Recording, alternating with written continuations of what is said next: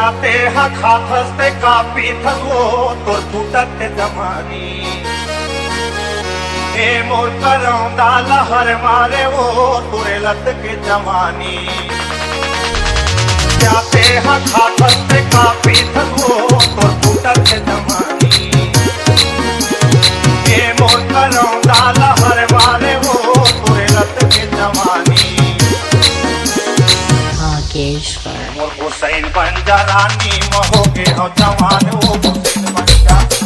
हुसैन बन जा रानी मैं हो के हो जवान वो हुसैन बन जा